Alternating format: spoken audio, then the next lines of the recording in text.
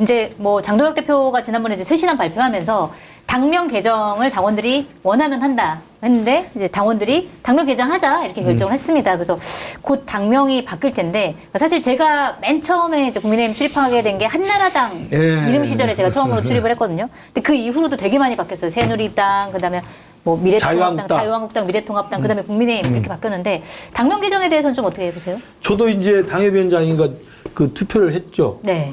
투표는 저는 필요 없다. 필요 없다. 이렇게 하셨군요. 투표를 했습니다. 네. 그러니까 이게 당명 개정의 수가 압도적으로 나왔다고 하지만 이거 숫자도 굉장히 제가 전체적으로 보면 높은 건 아니에요. 뭐 77만 뭐 책임당원이라고 그러는데 네. 그중에 투표율이 20 몇 프로니까 그러면 지금 책임당원 중에서 4명 중에 3명은 투표를 안 한 겁니다. 그렇잖아요? 4명 중에 1명만 투표를 한 거고 네. 그 투표하신 분 중에서도 28%가 반대한 거예요. 네. 68%가 찬성했으니까 네. 32%는 반대한 거예요. 그러니까 네, 그러네요. 3명 중에 한 분은 필요 없다고 한 거예요.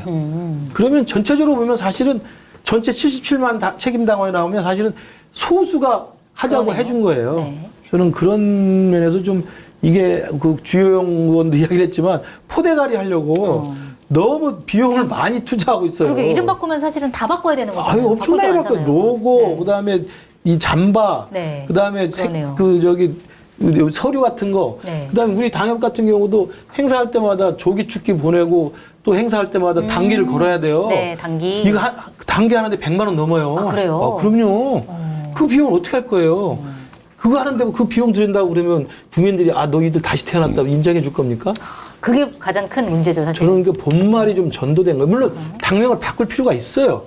바꿀 필요가 있으면 하는 게 좋은데 그것은 전체적인 쇄신과 혁신의 큰 틀에서 국민들이 납득할 만한 방향으로 너희들 잘하고 있다. 네. 그 와중에 당명도 바꿔주면 좋은 거지. 그러니까 저는 국민의힘으로 바꿀 때 그때 김종인 비대위원장한테 바꿨거든요. 네. 김종인 비대위원장한테 바꿀 때 보면 김종인 비대위원장이 당명만 바꾼 게 아니라 정강정책 소위원회를 만들어가지고 정강을 바꿉니다. 새누리당 때도 사실 김종인 비대위원장이 바꾼 그럼요. 거잖아요. 정강을 어떻게 바꾸냐면 네. 기본소득을 거기에 포함을 시켜요. 네. 그리고 이 비대위원장으로서 당의 공식 대표 자격으로 5.18에 가서 무릎 사과를 하고 네. 당의 공식 대표 자격으로 공식적으로 이명박 박근혜의 그 역사적 사과를 합니다. 그러니까 그런 것들을 하고 나서 거기에 연동해서 당명을 바꾸는 거예요. 네. 그러니까 이게 국민들한테 너희들 정신 차렸구나 해서 그 다음에 2021년에 서울시장 보궐선거에서 압도적인 승을 밀어주고 2022년에 우리가 몰랐지만 윤석열을 뽑아준 거예요. 네. 그게 당명 개정의 이게 시리즈가 이렇게 되는 거거든. 근데 지금은 뭐 바뀐 게 하나도 없이. 윤석열 오긴 하는 사람들 그대로 받아들이고 고성국이 들어와서 애헴하고 있고 네. 그다음에 전환길이 큰 소리 치고 있고 김구식이 최고인 나면 떨어지고 이런 그게 상황에서 제일 크네. 당명만 바꿔서 뭐 하겠어요. 네. 국민들이 쳐다보질 않죠.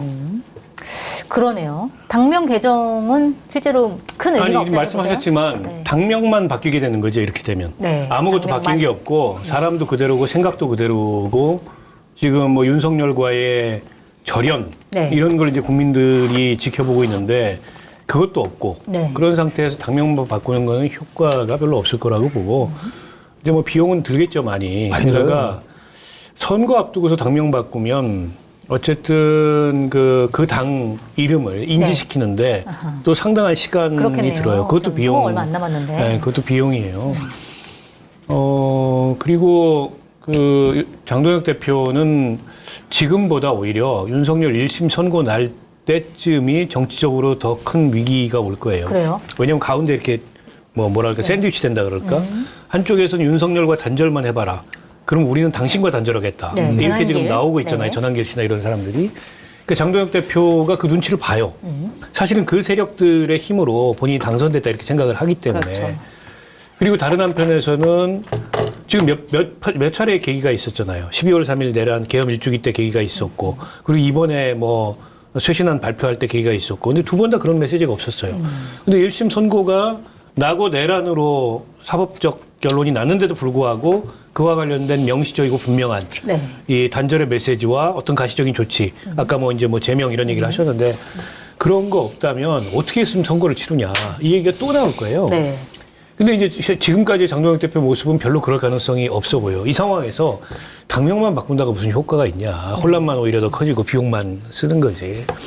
그리고 당명 예상되는 거 뻔해요. 뭐 자유공화, 미래 그러니까. 뭐 이런 그것도 좀 궁금하긴 걸 해요. 거예요. 그것도 네. 좀 지겹고 다 옛날에 썼던 당명들 그대로 하잖아요. 그러느니 차라리 뭐 모르겠당으로 하든가 관심 없당으로 모르겠당. 하든가 네, 관심 없당. 필요 없당으로 하든가 그게 차라리 낫지. 무가당. 네. 무가당. 무가당 괜찮다. 그래서 뭔가 이게 무알콜당.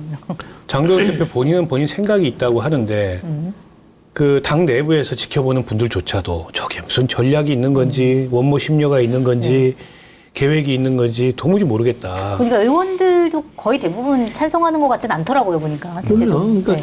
아까 제가 말씀드린 절대적인 숫자로도 책임당원 77만 중에 사실은 20%가 안 되는 사람이 찬성표를 던진 건 10몇 프로 되는 거예요. 절대적인 수치로 보면. 그렇고 저는 이제 모르겠어요. 장동혁 대표의 머릿속에는 자기 스케줄이 있다고 하고 계획이 있다고 그러는데 6월 지방선거를 과연 이기고 싶은 그림이 있는 건지 네. 아니면 6월 지방선거는 어차피 안 되는 거니까 그 이유를 생각하는 건지 정말 저도 잘 모르겠어요. 네. 모르겠고 최근에 들리는 걸로는 뭐지 원로들, 상임 고문들, 그다음에 중진 의원들, 초재선 의원들이 지금 거의 비슷한 이야기를 하잖아요. 네. 이대로는 안 된다. 한동훈하고 어떻게든 같이 가야 된다. 라는 이야기를 하는데도 불구하고 끝까지 지금 한동훈은 죽이겠다는 거니까. 그러니까 이게 사실은 한동훈 전 대표와 함께 한다는 게 어떤 변화의 큰 시그널이 될 수 있는데 그거는 결단을 못 하고 있다.